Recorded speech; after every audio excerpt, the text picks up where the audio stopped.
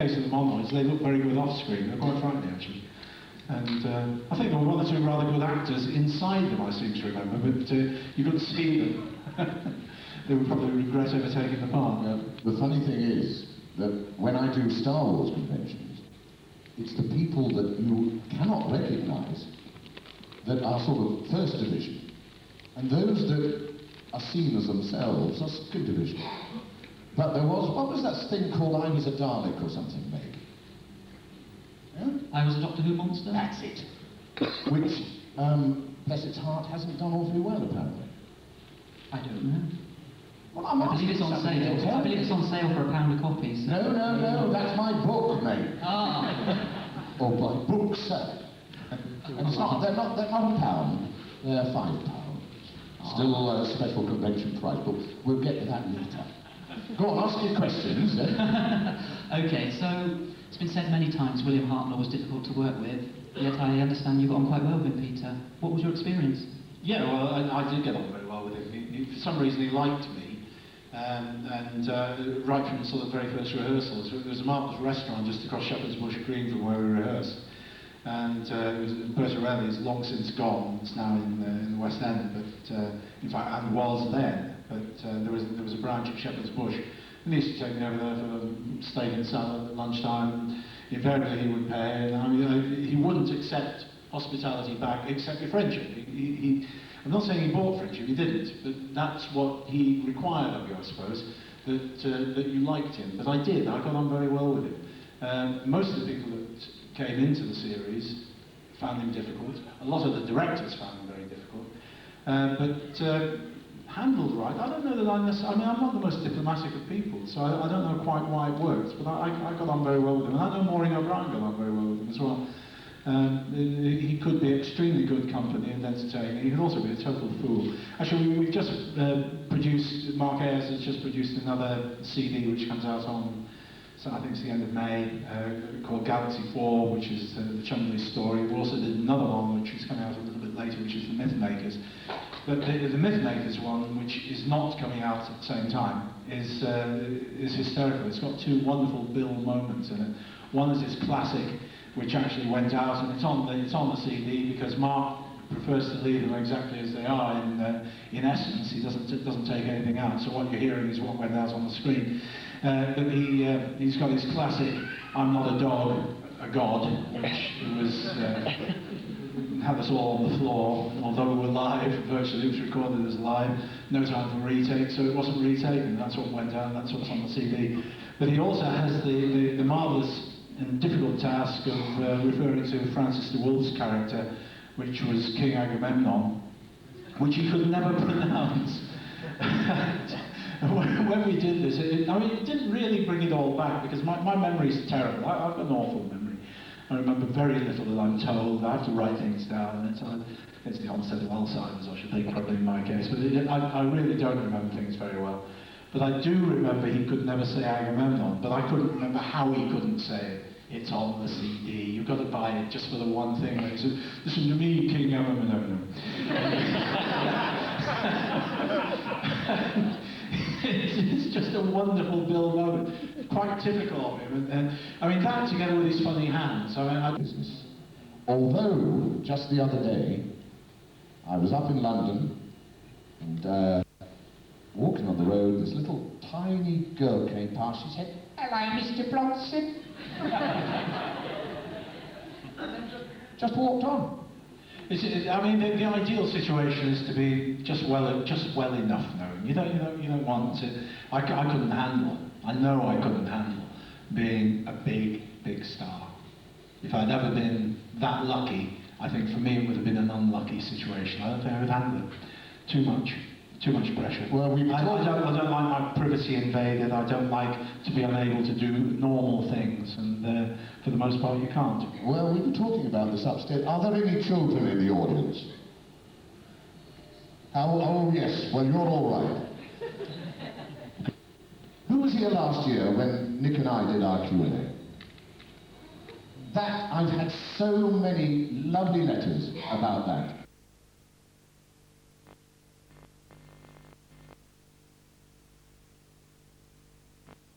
wear a white wig, but they kept whitening my hair, which is very dangerous on television. How did they do that? How did they whiten it? They didn't put white boot black or whatever it is, but they did keep on, and every time I went on the set, Herbie Wise said that no, she must get more white in her hair. And that was stupid, really. They should have given me a white wig. You can't, on television, really whiten hair to that degree. What, they bleached it? No, What they did just they do? put stuff on Powder, top so? of it, like powder, yes. Yeah. But it doesn't look good. Yeah. I mean, you see sometimes people greying, but you see it's almost like white stuff you put on your pencils, Yeah. and it looks bad. Is it easy to wash out, or is it like next 3 weeks you've got hair that feels like... No, they usually do it after you go back to makeup and they take it all out. But it doesn't make you feel normal. That's what's bad about it. And in the end you think, why don't I have a wig? Yeah. It's easier. How much of your television programs tend to be seen abroad? Do you get recognised in other things, particularly when you've gone to America and say, oh, we saw you last year in... Well, America, yes. But I have had repeats from very bizarre places. Go on, tell us. Oh, well, I mean, places like Fiji and, Fiji? I didn't even know it went out to places like that. Or maybe they just got, people have taken videos out there, I don't know. But I can't even remember now, but, I've often picked up these repeats and said, oh, right, who's buying it? It's usually America or Australia or the Isle of Wight. But, yeah, there have been some very, very odd ones. I had no I idea. think Hawaii I've had one, but never Fiji. Hawaii. Yes, I don't know why they were there. Now tell us, how much advance warning did they tell you that you were suddenly going to be back on BBC2? when None the at repeat- all. Anna Langley rang me up and said, you know you're going on television. Or I was in a tour of The Master Builder, and it was a pool, and Alan came to see it, who used to run Blue Box convention down in Southampton. And he said, oh, they're going to do your things again. And I said, oh, don't be daft. Nobody tells me anything. They don't. Not that we're the last people to You know, know. after the event, that you were on, but never in advance. Even when you've done something like last year, they don't tell you. You look in the radio or TV Times. It's only a courtesy, they say, if we let you know. I do think in the last 15 years, directors, designers, lighting designers, the technical people, the producers get more limelight than the actors. I don't know if you'd found that. Yes, That I think before, you're if you saw a poster for any show you were in, they had the actors on the poster. Now they don't, unless it's someone really very famous. Have you noticed the credits zoom by now until you get to the technical people? When you saw the repeats of Doctor Who, you see just a few credits and given time so we can all read it. Now we go down to best boy, gaffer, all that. The caterers, the drivers. Oh, come on. I mean, it's ridiculous. It's meant to, spread the What's load. on mother's side, that sort of thing. Well, it's not as expensive to make credits, is it? No. But what about, because next thing you must have known was when you had the Daily Mail banging on your door asking for your full biographical details for the feature they did. No, apparently the lady opposite said, oh, this is whatever happened to Caroline John. And somebody wrote, well, she's still going strong in the theatre, which is very nice of them. But it's odd, that. When he was on this morning, Sylvester was saying about the perils of the press. When you're the Doctor, all of a sudden you're the immediate target of 90% of Fleet Street. I imagine a similar thing happens whenever they look for the companion part, and all of a sudden, oh right, you're going to be the girl in Doctor Who. Do you find yourself being dragged out for expensive dinners, plied with wine, and asked to reveal I've your never had that most in my secrets? life. Have you? Well, sorry, I didn't understand what you said. Well, did you suddenly find yourself the focus of press attention, and really they drag you out, start feeding you expensive dinners, and suddenly wanting to know everything about you, just because you suddenly started appearing in this Expensive television dinners, by series? no. We're always people. Taking me out to dinner. I say I've got a sell-by date. They are always phoning up and asking strange things. Oh, yes. Oh, we keep our number very, very quiet. No. Even when I got married and I was doing it, I was in Doctor Who, and I was pregnant, and I got married. And please, gentlemen, this is a family show. We managed to avoid the press, and I got married at Westminster Cathedral, and we crept into the crypt and crept out again. And I got divorced while I was doing it. And did they know? They were absolutely wonderful, because I got to know them very well by this time. Very good. And I had a 3-year-old daughter. And I said, look, you know, I don't want her one day to read, you know, all the gory details in the newspaper, or to have little friends come up and point at her. Please, keep it quiet. And they did. They were wonderful. They were absolutely wonderful. It was that big, you know, Wonderful. but not. That's good. I do think it's sick now when you do read these stories about people, but to be honest, I don't get those papers. I mean, a friend of mine had her whole life splashed over it last year, and it was horrible. But you think it's strange because now, I mean, actresses are perhaps treated with a better degree of respect for the equality, political correctness that they have now, than possibly you had towards the end of the 60s, early 70s, when it was still much more seen as a carry-on cattle market to a degree. I've never come across it, of people treating me badly. Are you talking about the press treating you badly? Yeah, the way in which your lifestyles can suddenly be blown all over the papers, and they just suddenly start taking what you might consider to be an intrusive interest in your lives, just because you become I've been famous for doing it. misquoted many times, that's for sure. I mean, I've given an interview and not recognised the interview I've seen actually printed, but I've not been hounded in that way. I mean, I've not been that big a star, but I would be. But no, I don't know what the answer is to the people who are. I don't know. I think why sometimes they do it's a it. bit encouraged. Well, it was brave of you to say that. No. People think it's good free publicity, and it Yeah. is for some people. Mm. I mean, but I've never been on that level, so I really wouldn't know. But most people I've ever come with have been very polite and nice. But I don't think I've been considered up in that level where you could be hounded. In fact, I always think, well, if I did something terribly risque or brave or something, maybe I get some better parts, because that's the way it works nowadays. You know, it's quite bizarre. You don't have to be a good actor or actress necessarily these days to get a really good part. It was disgusting, and I don't remember what it was. I'm sure you will tell me. Somebody will tell me. And that was just a disembodied and even disheaded brain with, I think, one eye in a glass case. Oh, the Keys of Marinus one. That was especially very Bell nasty. It was very, I mean, even though you knew, you actually saw it being made, but even so, the finished result was quite horrible. The funniest one was the one that gets Doctor Who round, you know, I think it's Silurians again, gets... Okay. I mean, I remember thinking, no one's going to believe that. That is so bloody naff. It just looks like panto. And it was acting like this, and this ridiculous looking thing coming out of a, you know, you expected something weird and wonderful instead of this sort of octopus. Oh, that was daft. BBC budget. Was it this is the first time you never had to act against someone that was playing something totally monstrous, alien, something you couldn't react to on a one-to-one level? The Doctor was an alien.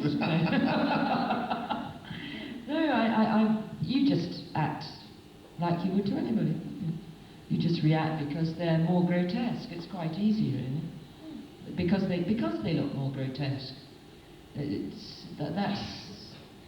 I don't know. You just pretend. Everything about acting is just pretending. So it's like when you were kids and you played monsters or cowboys and Indians. That's all it is. We're just like grown-up children. Yeah. But is the level of intensity? I mean, I think the one thing that got all the letter of complaints was the week you decided to start ripping shreds out of a bed with a pair of that scissors. was not out of a bed, out of Ian. That's it. Ian Russell. Threatening with a whacking great pair of 12-inch scissors. Oh, that was my favourite bit in the whole series. Because every chance I had to really act that, You know, I mean, it's the best time, isn't it, when you're asked to be mad? That's the best thing for an actress. Great. And apparently says we nearly got took off the air 2 weeks after that because the children's department came down like a ton of bricks or something. Yes, well, I mean... You frightened all the kids. Apparently. Some of the kids' dads did. Do we have any more questions out there? This is one for Caroline, one for Carol. Caroline, do you feel that, was it your decision to leave Doctor Who because you weren't in it for that long, and would you have liked to have stayed in longer and developed the character? And for Carol, I asked, what was it like to be in at the beginning? Well, for me, unbeknown to anybody, like the marriage, I was also pregnant. So I've had to leave. The one thing they told me, Derek Sherman, is whatever you do on this year, do not get pregnant. So of course I did. But also they changed producers to Barry Letts, and Barry wanted, and I think John felt they wanted someone who was more ignorant, the character of the girl. And Liz Shaw was a bit too knowledgeable. I think in 1990 we find that a bit difficult to believe, but they wanted a bimbo and someone who screamed. I think I only screamed once. They wanted someone who would ask questions and the doctor would have to tell them what was wrong and everything, whereas Liz Shaw was sort of understood sort of the jargon of the doctor. Who followed you? Who followed me? Katie Manning. Katie Manning. Ah. So she was a direct difference to me, and that was on purpose. And quite honestly, in those days, you didn't want to stay in something too long in case you got typecast. So all round, I mean, it agreed with them and agreed with me that I should leave. In retrospect, if I'd been allowed to be more scientific, I would love to have done it. Like the probe ones, she is intelligent, and not play this, oh, what are you going to do now, Doctor? You know. Sprain another ankle. Caroline has just actually voiced the reason why I wanted to leave, and in fact I wanted to leave sooner than I was allowed to, because my character was supposed to be tremendously intelligent and physically versatile and all the things I was not actually allowed to be, and they wouldn't let my character develop. I mean, I was supposed to, for God's sake, I was supposed to be able to fly the TARDIS equally as well as my grandfather, and yet they had me just being ridiculously weak. I mean, feminist wasn't a buzzword then, but you know, I really did feel that I should have something stronger to do than constantly whinge and be wet and scream and run away. I wanted to be more confrontational. I wanted to confront some things, and then they allowed me to be more confrontational in the sensorites. I'm more intelligent, but then they took it away from me the very next one. So I think they just got fed up with me sort of screaming, oh no, not again, when they gave me a script with me yet again, running away into danger. It was just so repetitive. I mean, we'd land at somewhere, and I would be the one who would get into trouble, and the others would come and get me out of trouble, and on it would go. And the ones with the good parts were the visitors, were the visiting actors who would come in and do interesting things. I was never allowed to do interesting things. So I couldn't wait to get out of it.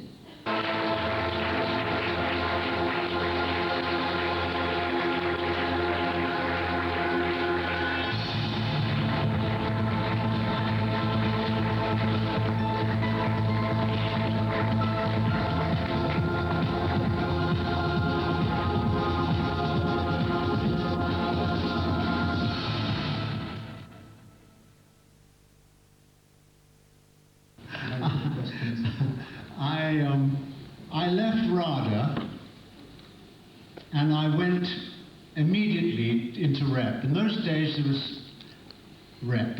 Some of it was weekly, some of it was fortnightly, and some of it was 3 weekly.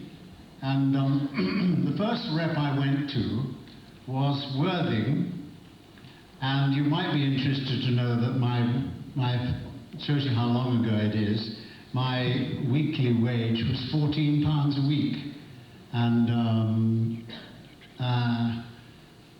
That was weekly rep, very rushed and not very good in my opinion. You had to be a particular kind of actor, fast learning, slick, bit glib, I think. I think weekly rep is very, very difficult. It meant that you were playing at night and learning another play in the daytime and rehearsing that other play. Very tough. And then I went to Liverpool rep, which was 3 weekly, which means you've got 3 weeks to prepare a play, which is much better. And one of the gentlemen in the cast in those days at Liverpool was none other than Anthony Hopkins, Welshman turned American, who I like very much, I admire him very much, and if there are any Welshmen in the audience today, you must be very proud of him. I think he's a very exceptional actor. Judging of acting is purely subjective, isn't it? I mean, one man's opinion against another's. But I think he really deserves all the praise that's heaped upon him. I think he's marvellous. I'm very jealous of him too. Yeah, he and I were in a play called The Quare Fella by Brendan Behan at Liverpool, and I'm sorry to say I've got all my programmes except the one when Anthony Hopkins was there. He was so busy even in those days. He was coming up and down from London. Everyone wanted him, and he left us immediately to join the company at Sloane Square under the Lindsay Anderson. So he was hot property even then. And then I was in a play called The Tempest. And I played Antonio, which brought me a bit of luck because Granada Television were in the audience one night and they came backstage and said, we like what you did and will you be in a series for us in Manchester? And that's how I went into television first of all, knowing nothing about television. And I got a series, 13-week series called It's Dark Outside. I doubt if there's anyone in the audience who was alive then, let alone remembers that. And Inspector Rose, the leading actor, was called William Mervyn, played it, and an actress called Veronica Strong, who's given up the profession now. And I was a detective sergeant, sort of solving cases. And hands up anyone who remembers It's Dark Outside. Keith Barron was in it before me, and I took over his part because he decided to leave and he wanted to do something else. Very good actor, Keith Barron, and a very nice man, and he has recently been in a Doctor Who, hasn't he, Keith Barron? I seem to remember. And thereafter I did I had a lucky spell and did films and television. And then the telephone went one day and I picked it up and they said, this is the BBC here. I said, that's all right, I'll pay for the call. And it turned out to be John Nathan Turner's office. And would I go around and meet him? And he met me at the door and said, walk this way. And I said, if I walk that way, I get arrested.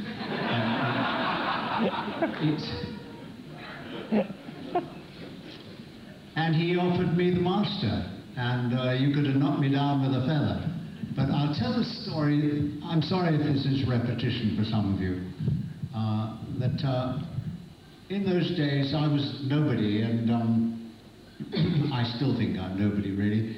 But you were asked to interviews and auditions, and you were called in at 9:25, and you went down at 9:27 after 2 minutes interview, and you'd go down the corridor, and you'd see 100 other actors up for the same job that you were up for.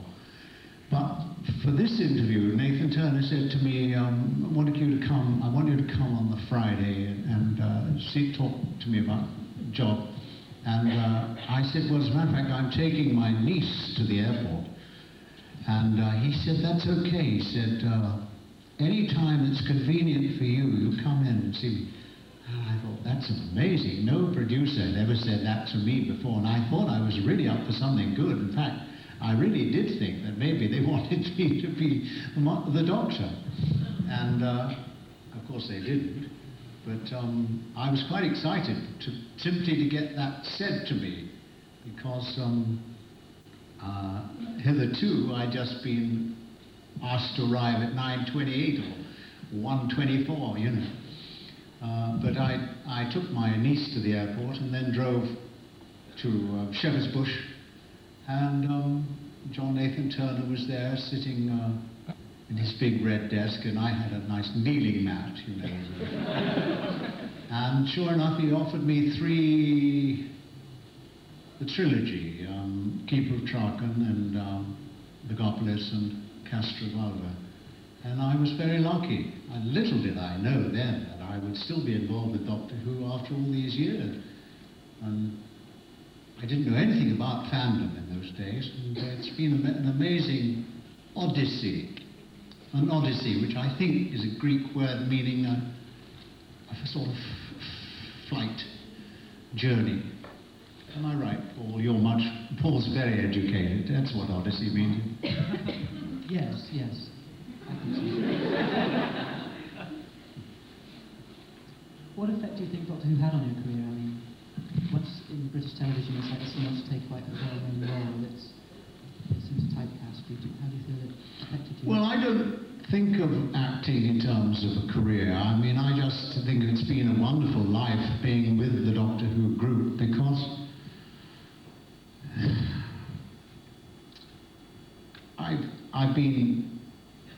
I never did cabaret before Doctor Who. It seems a crazy thing to say, but thanks to Doctor Who, I've been introduced to pantomime, which I'd never done before.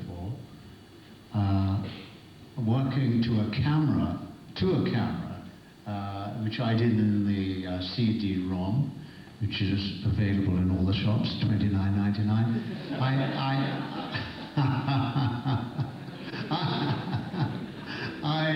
Come on to that. In the CD-ROM, I'm actually talking to the camera, which I've never done before. It's really quite unlike anything you can imagine. I mean, you know, you go to RADA and you're on stage with a guy and you're trying to communicate with him loudly enough for you to hear. But actually, to then go into television studios and think, my God, they're recording your work, and that's frightening enough. Then to actually turn to the camera and say hi and all that stuff that I had said wrong, that was completely new to me. But I suppose in a way that the cabaret had affected that. I mean, the cabaret kind of got me used to one-to-one. I'd never done anything like cabaret. Cabaret all started in America, and well, it's a very long story about American conventions, but they really work you very hard, and they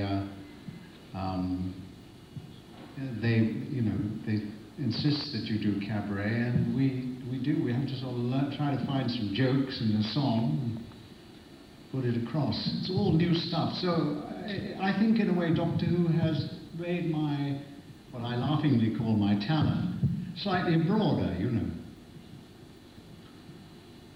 Stretched me. Can you hear me at the back all right? Are these mics all right? The acoustics are a little funny in this room. Okay, you mentioned conventions and everything. Do you enjoy them? Do you enjoy doing conventions? Do you enjoy doing conventions? Oh, you mean this? Yes, I've always enjoyed the conventions, and I'm not trying to be charming. What my little joke about my charm being offensive, I really do mean it when I tell you that science fiction fans are a remarkable group, very unlike football fans. You're very, very nice people, and it's a joy to come and meet you all.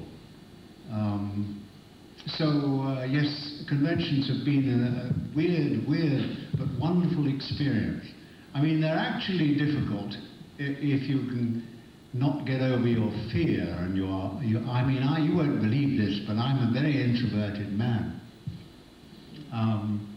But it's you get used to it.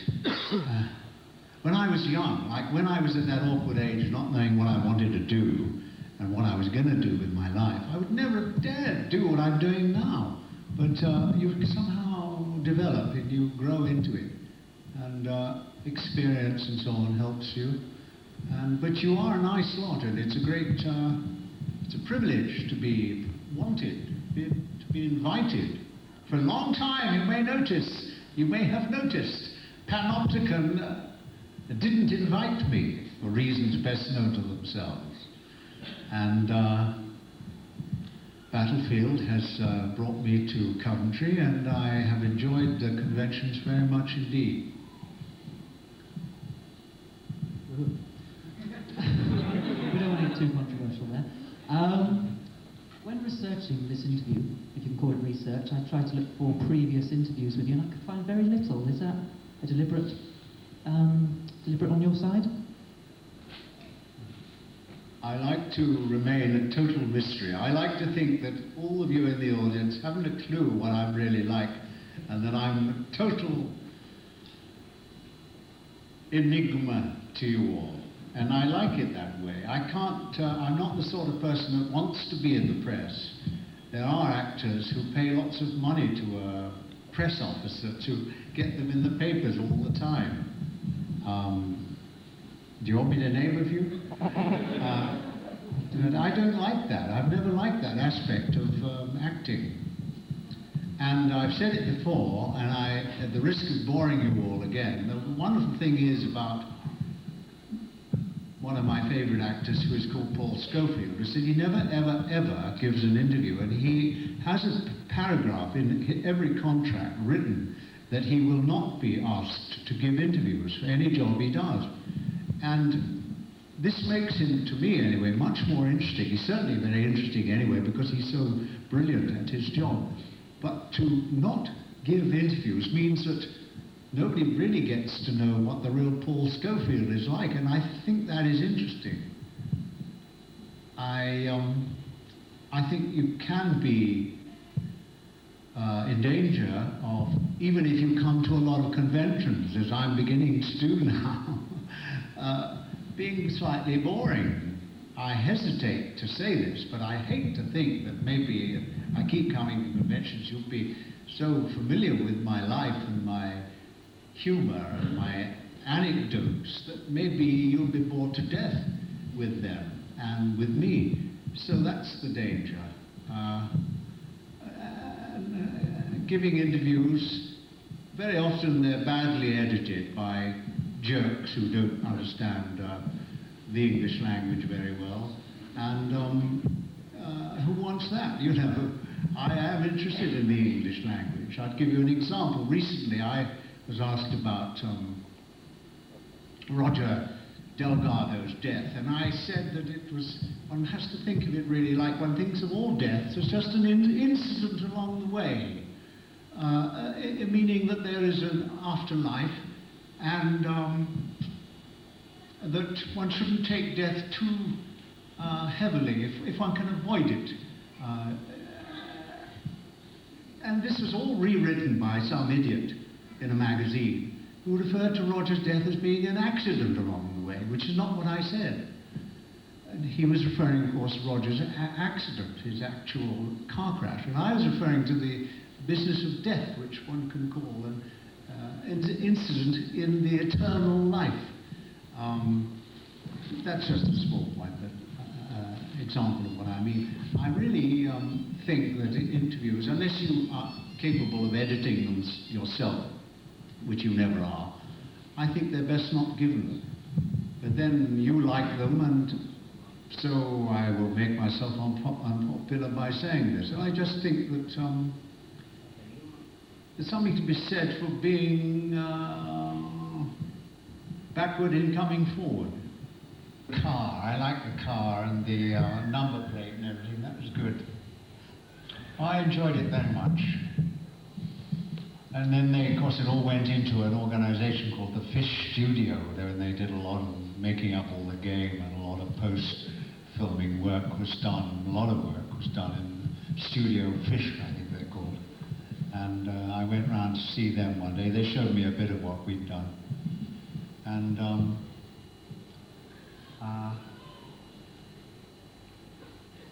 I enjoyed it all. And I want to say this, is I'm often asked what's my favourite episode.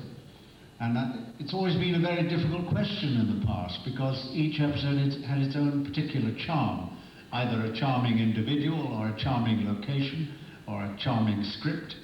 And I never really could say which was my favourite,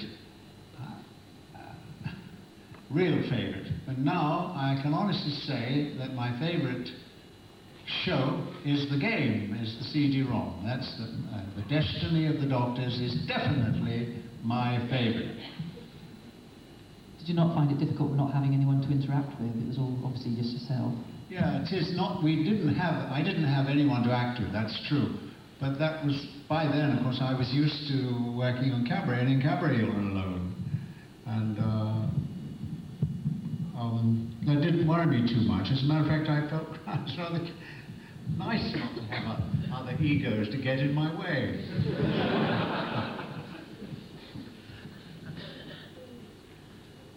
Okay. What about Haagen-Dazs ice cream then? Tell us about it. I have to confess, I have few sins these days, but Haagen-Dazs is certainly one of them, and I have to put it behind me. I have to remember that it's a waste of money, and it's bad for your waistline, as I wrote to someone recently in a letter. He's here today, I think. And